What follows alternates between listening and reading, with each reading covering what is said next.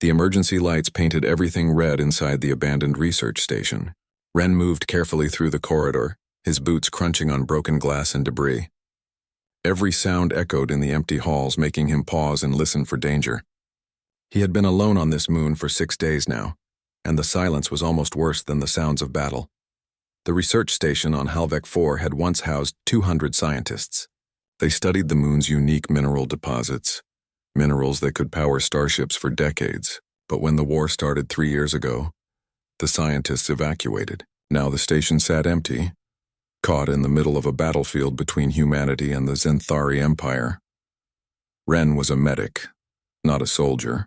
He wore the gray uniform of the Human Medical Corps, with a white band on his left arm marking him as non-combat personnel. Not that the Zenthari cared about such distinctions. He had seen too many medical transports shot down, too many field hospitals bombed. In this war, mercy was a rare commodity. His shuttle had crashed during an evacuation gone wrong. Anti-aircraft fire had torn through the engine, and the pilot had barely managed to bring them down without everyone dying on impact. The pilot and 3 other survivors had set out for the human base 20 kilometers south. Ren stayed behind because his leg was injured in the crash, a bad sprain that made walking difficult. They promised to send help. That was 6 days ago. Ren knew rescue might not come. The battle lines shifted constantly. The area that was safe yesterday could be a war zone today. He had learned to survive, scavenging supplies from the station, rationing food and water. His medical training helped him treat his own injury. The swelling had gone down and he could walk now, though with a limp. Today he was searching for medical supplies. His kit was running low and the research station had to have an infirmary somewhere. He had found a station map on the 2nd day, but many corridors were blocked by collapsed ceilings or jammed security doors. Progress was slow. He reached a junction and checked his map. The infirmary should be down the left corridor, past the laboratories. Ren turned left and immediately noticed something different. The emergency lights here were dimmer and one wall showed blast damage. This section had seen fighting.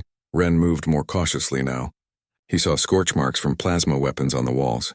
Zenthari weapons left a distinctive blue-black burn pattern. Human weapons burned orange-red. Both colors decorated these walls like violent paint. A battle had happened here, though whether days or weeks ago Ren could not tell. Then he heard it. A faint sound, barely audible over the hum of the emergency power systems. A regular beeping pattern. Ren recognized it immediately as a distress beacon. Someone was calling for help. His heart rate increased. It could be a human survivor, someone from another crashed ship. But it could also be a Zenthari trap. The enemy was known for their tactical cunning. Ren stood still, weighing his options. The smart choice was to ignore it, to continue searching for supplies and avoid contact. But Ren was a medic. Ignoring a distress call went against everything he believed in.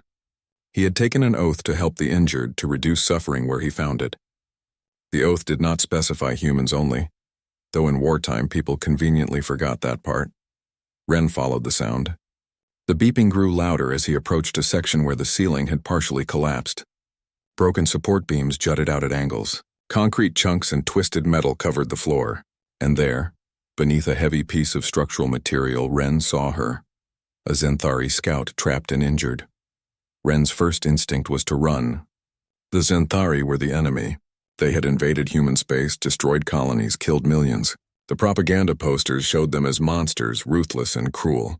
But the figure trapped under the debris looked far from monstrous. She looked hurt and desperate. The Zenthari scout was female, Ren guessed, based on the slighter build and facial structure he had seen in intelligence briefings. Her skin was the blue-gray color typical of her species, though now pale from what was clearly blood loss. The Zenthari had copper-based blood that ran dark blue. Ren could see it pooled around her, staining the concrete. Her uniform was torn and burned. One arm was bent at an unnatural angle, definitely broken. Her breathing came in short, shallow gasps, and her yellow eyes, the eyes that should have been fierce and alien, looked at him with something very simple and universal: hope. The moment stretched. Ren stood frozen, his mind racing through possibilities. She had not reached for a weapon. Maybe she did not have one. Maybe she was too weak. The distress beacon came from a device on her belt, still blinking its silent call for rescue. Then Ren noticed something else. The Zenthari scout clutched something in her good hand, A small device, its screen still glowing faintly. As Ren's eyes adjusted, he saw it was a holographic projector showing images. Family photos, he realized. The images cycled through scenes of the Scout with others of her kind. An older couple that might be parents. Young ones that could be siblings or children. She was not just a soldier. She was someone's family member. Someone loved her and waited for her to come home. The Scout's eyes followed Ren as he stood there. She said something in the Zenthari language, her voice weak. Ren did not speak Zenthari well, but he had picked up some words from intelligence briefings and prisoner interrogations. He thought she said help or maybe please. The desperation in her tone needed no translation. Ren made his decision. He would hate himself if he walked away. Whatever the Zenthari had done, whatever her people had destroyed, this individual in front of him was dying, and he had the skills to help. "I help," Ren said in broken Zenthari, using one of the few phrases he knew. He raised his hands to show he meant no harm, though he kept his movements slow. "No harm, I help." The Scout's eyes widened. She clearly had not expected a human to speak her language, however poorly. She said something else, longer this time, but Ren only caught a few words. Human and why were among them. Ren approached carefully.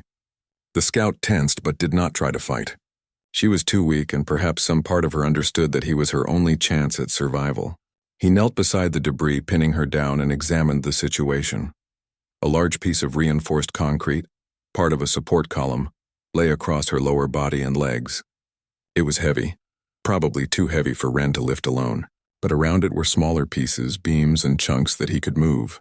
If he cleared those first, he might be able to shift the large piece enough for her to pull herself free. He started working. Each piece of debris required careful handling. If he moved the wrong piece first, the whole pile could shift and crush her further. Ren's medical training included emergency rescue procedures. He had practiced this in simulations, though never imagined he would use those skills to save an enemy soldier. The Scout watched him work. Occasionally she would make a sound, whether of pain or warning, Ren could not tell. He worked methodically, testing each piece before moving it. Sweat dripped down his face despite the station's cool air. His injured leg ached from kneeling, but he ignored it. After 20 minutes of careful work, Ren had cleared enough smaller debris to access the main piece. He positioned himself, braced his legs, and pushed with all his strength. The concrete shifted slightly. Not enough, he tried again, this time using a metal beam as a lever. The concrete lifted a few inches. The Scout understood immediately. Despite her obvious pain, she tried to pull herself free, but her broken arm could not support her weight, and she cried out in agony. "Wait," Ren said in human standard, then repeated in Zenthari. "Wait. Slow." He looked around and found some smaller beams. He wedged them under the concrete to hold it up, creating a temporary support. Then he moved to the Scout's side and carefully, very carefully began to pull her free. She bit down on her lip, her blue blood seeping from where her teeth broke skin, but she did not cry out again. Finally, she was free. Ren let the concrete drop back down with a heavy crash. He sat back, breathing hard from the effort. The Scout lay on the floor, free but clearly in terrible condition. Now Ren could see the full extent of her injuries. Deep lacerations cut across her torso where the debris had crushed her. Her right arm was badly broken, the bone possibly fractured in multiple places. Burns covered her left side, the distinctive marks of plasma fire. She had been hurt in combat, then trapped when the ceiling collapsed. "She must have been here for days. Can you walk?" Ren asked, knowing she probably could not, but needing to assess her condition. The Scout tried to move her legs and gasped in pain. She shook her head. Ren made another decision. He could not treat her here in the corridor. He needed to get her to his makeshift camp where he had light supplies and a clean space to work. That meant carrying her. He explained this as best he could with gestures and simple words.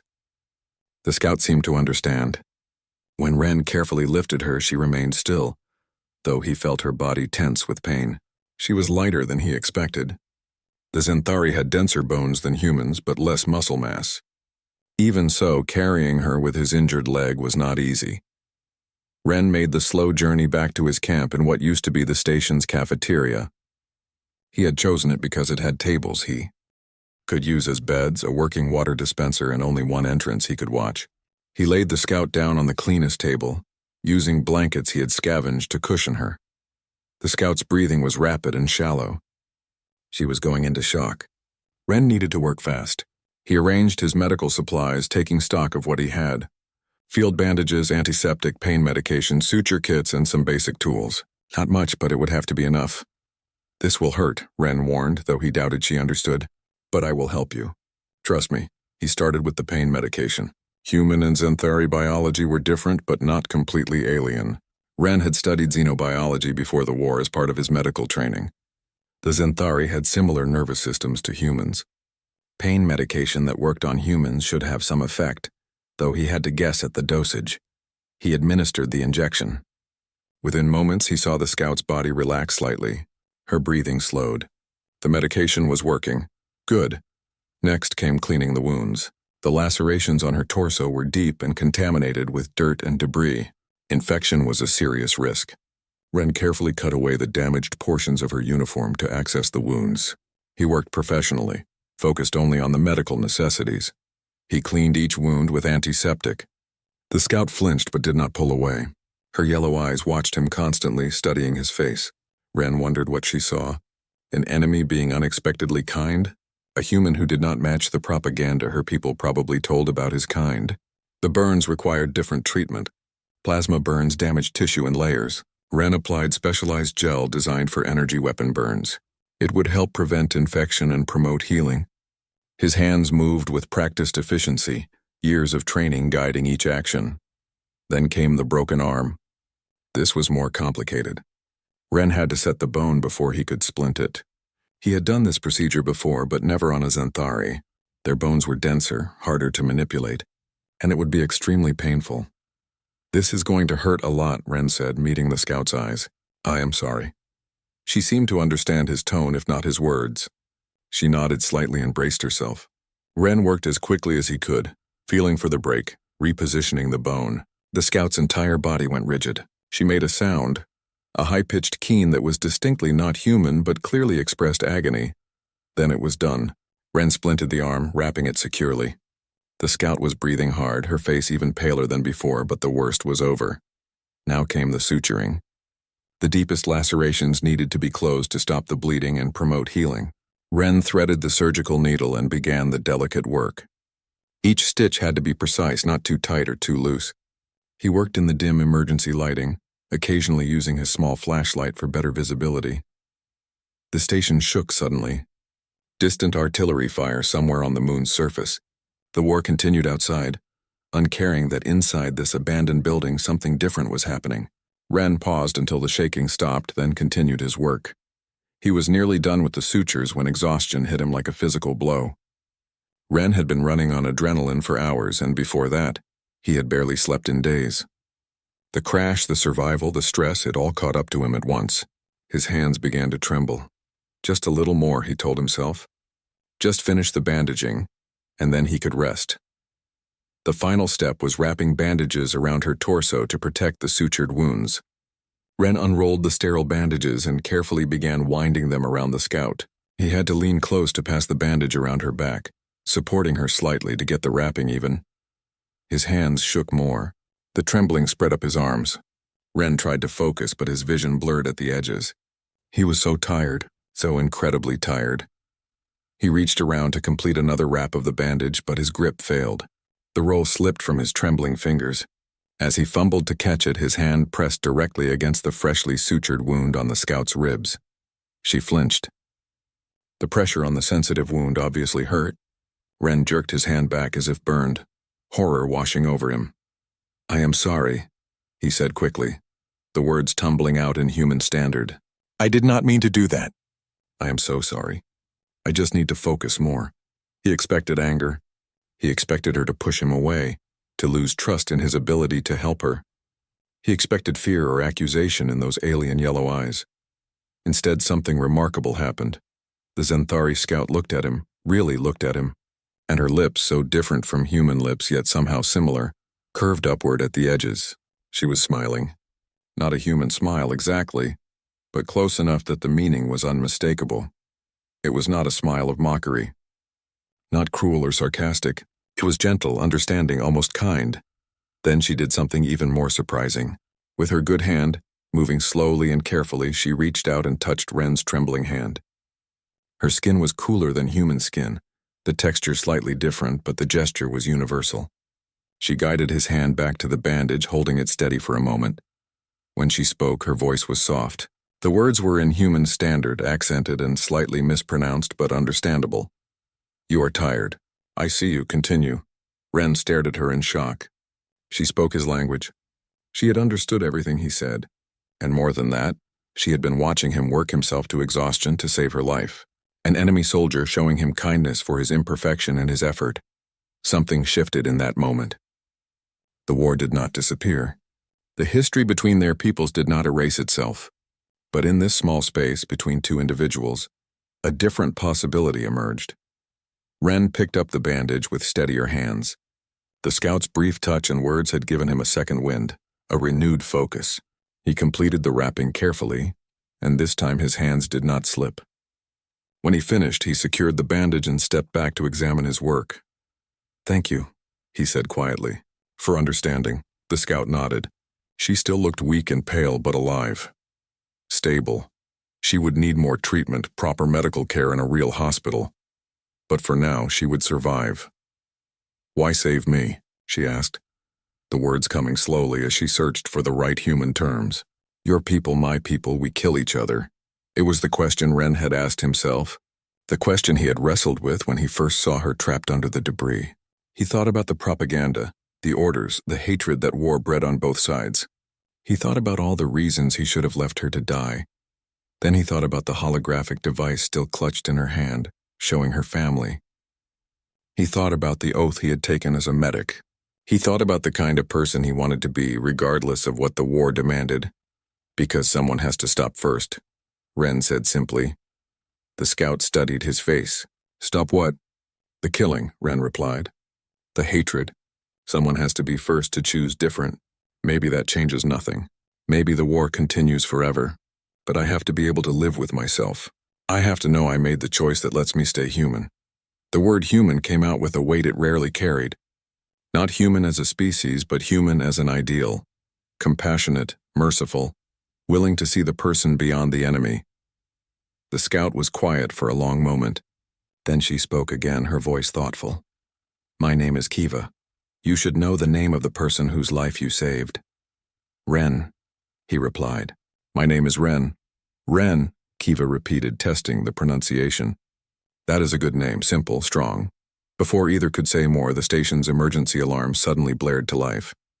The harsh sound echoed through the empty corridors, making both of them jump. Red warning lights flashed in rhythm with the alarm. Then the communication system crackled. It had been silent for days, but now voices poured through the speakers. Zenthari voices speaking in rapid military terminology that Ren could not follow, but Kiva understood. Her expression changed, yellow eyes widening. "What is it?" Ren asked. "What are they saying?" Kiva looked at him, and in her eyes he saw worry, not for herself, but for him. "They are coming," she said. "My people. A patrol searching for me. They received my distress beacon.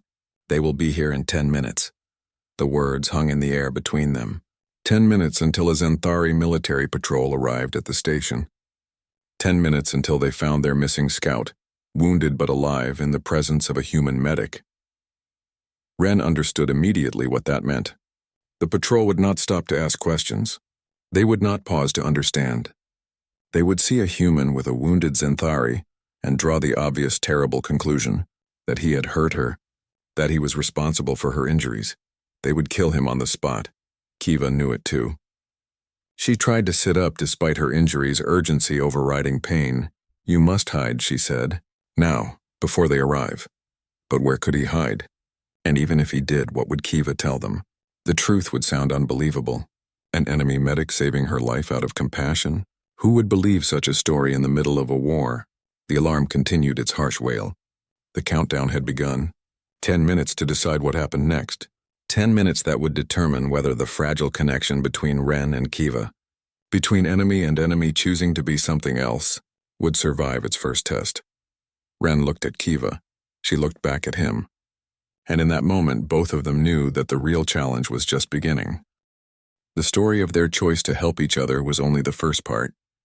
Now came the harder part, convincing others that such choices were possible. The alarm blared on. Time was running out. The alarm continued its harsh wailing through the station. Ren stood frozen, his mind racing through impossible choices. Run and hide or stay and try to explain? Both options seemed equally likely to end with his death. Kiva pushed herself up on her good arm, wincing with the effort. Her voice came urgent and clear despite her weakness. "The weapon locker," she said quickly. "Section 7, down that corridor. There is a shielded compartment inside. They will not scan it. You can hide there." Ren looked at the corridor she indicated. It was dark, the emergency lights barely functional in that section. He could make it there in a few minutes if he ran. But something made him hesitate. "What will you tell them?" he asked. Kiva met his eyes. "The truth. That a human found me trapped and saved my life when he could have left me to die." Ren shook his head. "They will not believe you. They will think I hurt you, that I forced you to say these things. Or they will think you are confused from your injuries." Kiva's expression shifted. The small smile from earlier faded, replaced by something harder. She knew he was right. Her people would not believe such a story. The war had gone on too long, created too much hatred on both sides. The idea of an enemy showing mercy seemed impossible. "Then what do we do?" Kiva asked. "I will not let them kill you. Not after what you have done." The alarm seemed to grow louder. Or perhaps it was just Ren's awareness of time passing, each second bringing the patrol closer. He could hear his own heartbeat pounding in his ears. Then an idea came to him. Risky, maybe stupid, but possible. "Tell them another Zenthari found you," Ren said quickly. "A scout from a different unit. Say he gave you medical treatment and then left to rejoin his battalion. They will believe that." Kiva considered this. "The medical work is crude by our standards. They might question why a Zenthari medic would do such basic treatment." "Limited supplies," Ren countered. "The station is abandoned. Any medic would have to work with what they could find. The important thing is that they believe another Zenthari helped you, not a human." "But the supplies you used," Kiva protested. "Some are clearly human medical equipment. They will analyze everything. They will know." Ren cursed under his breath. She was right again. The bandages, the antiseptic, even the suture material, all of it was from human military medical kits. One careful examination and the lie would fall apart. "Then we hide the evidence," Ren said. "Do you have any medical supplies in your gear?" "Anything Zenthari?" Kiva nodded slowly. "My emergency kit. It is still on my belt. Basic supplies only, but yes, it is there." Moving quickly now, Ren located the small kit attached to Kiva's tactical belt. He opened it and found Zenthari medical supplies. The packaging was different. The tools slightly altered in design, but the function was similar. Bandages, antiseptic, a basic suture kit. "We need to replace everything I used with your supplies," Ren explained, already working. "Make it look like a Zenthari treated you." Despite her pain and weakness, Kiva helped. She coached Ren on Zenthari medical techniques, explaining how their medics would approach each type of injury. The suture pattern was different, a crossing technique rather than the straight-line pattern humans used.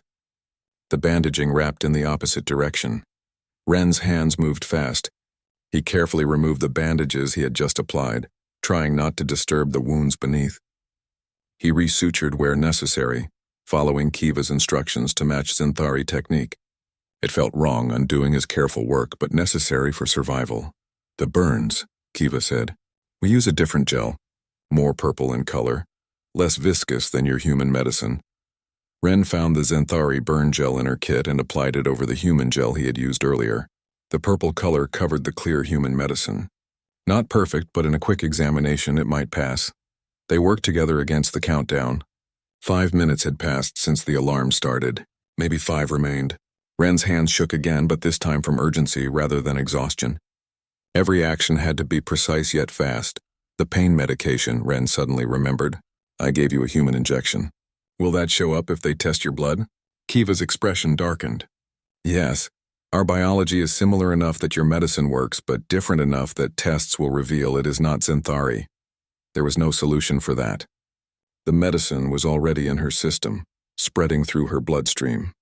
Nothing they could do would hide it now. "Then we must hope they do not test immediately," Kiva said. "In field conditions, they will focus on stabilizing me and evacuating. Full medical analysis comes later, at a proper facility." It was a gamble, but they had no choice. Ren finished replacing the last bandage with Zenthari materials.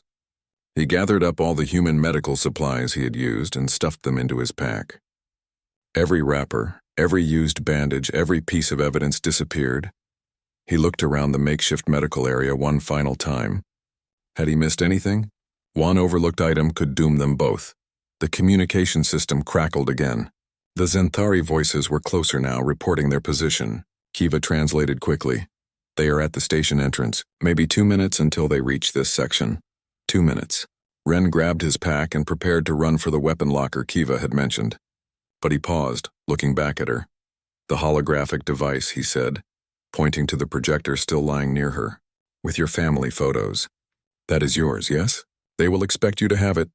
Kiva nodded, and Ren placed it carefully in her good hand. She clutched it, the images of her family cycling through the small display.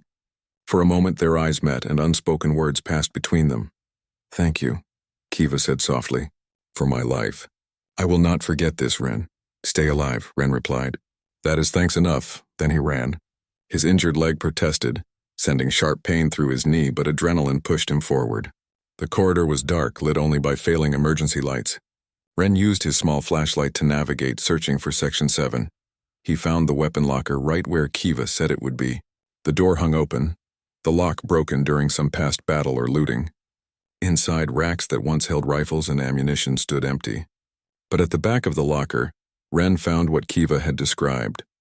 A shielded compartment built into the wall. It was designed to store sensitive equipment protected from scanning and radiation. The door was small and the space inside was cramped. Ren squeezed himself in, pulling his pack in after him. He closed the door carefully, leaving just a tiny gap so he could see out. Then he waited in the darkness, trying to control his breathing, trying to slow his racing heart. Every sound seemed amplified. The alarm finally stopped wailing, leaving an eerie silence. Then footsteps, heavy and rapid, multiple soldiers moving in formation. Through the tiny gap in the compartment door, Ren could see the corridor. Lights appeared, bright tactical flashlights cutting through the darkness. Then figures came into view. Zenthari soldiers, 5 of them wearing combat armor and carrying plasma rifles. They moved with military precision, checking corners and doorways. These were professional soldiers, experienced and alert. Ren held his breath as they passed the weapon locker. One soldier glanced inside but saw only empty racks. The shielded compartment looked like part of the wall. The soldier moved on. Ren waited until their footsteps faded, then carefully opened the door a fraction more. He could hear voices now, coming from the direction of the cafeteria where he had left Kiva. He could not see that far, but he could listen. The Zenthari language flowed in rapid conversation. Ren recognized Kiva's voice, weaker than the others but steady. He caught occasional words he knew. Injured, trapped, help, scout. She was telling the story they had crafted together. Then a deeper voice, male and authoritative. The commander, Ren guessed. He asked questions, his tone sharp and suspicious. Kiva answered each one. The conversation went on for several minutes that felt like hours to Ren. He wished desperately that he understood more Zenthari. He could only catch fragments, trying to piece together what was happening. Were they believing her? Were they searching for him? He had no way to know. Then he heard new sounds, equipment being moved, the hum of medical devices. They were treating Kiva, preparing her for evacuation. That was good. It meant they were focused on her injuries, not on searching the station thoroughly. But then came a sound that made Ren's blood turn cold. Footsteps approaching the weapon locker again. Slower this time, more deliberate. Someone was coming back. Through his tiny viewing gap, Ren saw a Zenthari soldier enter the weapon locker. The soldier's armor was marked with medical insignia. A combat medic, come to collect supplies or check the area. The soldier examined the empty racks, then turned toward the back wall, toward the shielded compartment. Ren pressed himself back as far as he could into the cramped space. He barely breathed. The soldier stepped closer, examining the wall. Had they detected something? Some sign that the compartment was occupied? The soldier's hand reached out toward the compartment door. Then a voice called from the corridor. Another soldier speaking urgently. The medic turned away from the wall and left the locker quickly. Ren heard rapid conversation, then many footsteps. Something was happening. He waited in agonizing silence, afraid to move, afraid even to breathe too loudly. Minutes passed. The voices faded. The footsteps grew distant, then silence. Complete silence. Ren waited longer. counting to 1,000 in his head to be sure. Then he carefully, slowly opened the compartment door and emerged. His muscles ached from being cramped in the small space. He moved to the locker entrance and looked out cautiously. The corridor was empty. The Zenthari patrol was gone. They had evacuated Kiva and left. Ren made his way back to the cafeteria, moving carefully in case they had left anyone behind. But the large room was empty. The table where he had treated Kiva was bare. The Zenthari soldiers had taken everything: their wounded scout, the medical supplies, even the blankets Ren had used, but they had not searched thoroughly. They had not found Ren. The plan had worked. Ren sat down heavily on one of the remaining chairs, the tension draining out of him in a rush that left him shaking. They had done it. Kiva was safe with her own people, and he had survived. Against all odds, they had both made it through. Then he noticed something on the floor near where the table had been, a small object easily missed in the dim light. Ren picked it up and his breath caught. It was Kiva's holographic device, the one showing her family photos. She had left it behind. No, not left behind. Placed deliberately where he would find it. Because Kiva knew he would come back to this room once the patrol left. She knew he would search for any sign of what had happened. Ren activated the device. The familiar images appeared, cycling through photos of Kiva with her family. Her parents, her siblings, moments of happiness from before the war. Then the images changed, showing something new. Text written in human standard script. Ren, thank you for my life. You showed me that mercy still exists even in war. I do not know if we will meet again, but I hope we will. When this war ends, find me. The coordinates to my home are encoded in this device. We will share a proper smile then as friends, not as enemies. Kiva, below the message, was a string of numbers. Coordinates, as she had said. A location somewhere in Zenthari space. An invitation and a promise. Ren stared at the message for a long time. Kiva had not only protected him by keeping his secret, she had given him something precious, hope. Hope that the war would end, that enemies could become friends, that the choice they had both made today meant something beyond just 2 lives saved. He carefully stored the holographic device in his pack, hiding it deep where no one would find it. This was a secret he would keep, maybe for months or years until it was safe to use those coordinates. The station was silent again. Ren was alone once more, but somehow the loneliness felt different now. Less hopeless. He had supplies to gather, survival to focus on, and eventually rescue would come. The war would continue, brutal and terrible, but Ren carried something new inside him. He carried the knowledge that compassion was stronger than hatred. That a human and a Zenthari could choose to help each other instead of kill each other. That even in the darkest circumstances, people could surprise you. 3 months later, Ren was finally rescued. A human patrol found him and evacuated him from Halvek 4. He returned to duty, assigned to a new field hospital closer to the front lines. He told no one about Kiva. The holographic device stayed hidden in his personal belongings, a secret hope he carried through each day of the continuing war. Then, 6 months after his rescue, something unexpected happened. News spread through the human military like wildfire. The Zenthari had requested diplomatic negotiations. After 3 years of brutal war, they wanted to talk about peace. The news was met with skepticism. Many thought it was a trick, a tactical maneuver to gain advantage. But the Zenthari delegation arrived as promised under flags of truce requesting formal peace talks. Ren watched the news broadcasts with intense interest. The Zenthari delegation included military leaders, diplomats, and cultural liaisons. And among them, wearing formal diplomatic robes instead of combat armor, was Kiva. She looked different from the wounded, desperate soldier he had treated. Stronger, healthier, her blue-gray skin no longer pale from blood loss. But her eyes were the same, those distinctive yellow eyes. And when she spoke to the cameras, addressing both Zenthari and human audiences, Ren recognized her voice. Kiva spoke about the need for peace. She talked about the terrible cost of war on both sides, the families destroyed, the futures lost. And then she told a story that made Ren's heart race. She described being wounded, trapped, certain she would die alone in an abandoned station. She spoke of being found by someone unexpected. She did not say the rescuer was human, not directly. She carefully avoided identifying details. But she described the choice that person made, to help an enemy, to show mercy when vengeance would have been easier. That person taught me something I had forgotten. Kiva said to the assembled diplomats and journalists. They taught me that we are all people first and soldiers second. That compassion does not recognize battle lines. That the greatest strength is not in destroying our enemies, but in finding the courage to stop destroying. Her words resonated. The story spread, repeated in news broadcasts and social media across both human and Xanthari space. It became a symbol of what peace could mean, of what both species could choose to be. Ren watched from his field hospital, and he understood what Kiva was doing. She was planting seeds, changing the narrative, making peace seem possible instead of impossible. She was taking the private choice they had both made and offering it as a public hope. The peace negotiations were long and difficult. There were setbacks and arguments, moments when it seemed the talks would fail. But slowly, painfully, progress was made. Agreements were drafted. Compromises were reached. And finally, after 8 months of negotiations, a ceasefire was declared. The war was not over completely. There were still tensions, still disputed territories, still deep wounds that would take generations to heal. But the active fighting stopped. Soldiers on both sides lowered their weapons. The killing paused.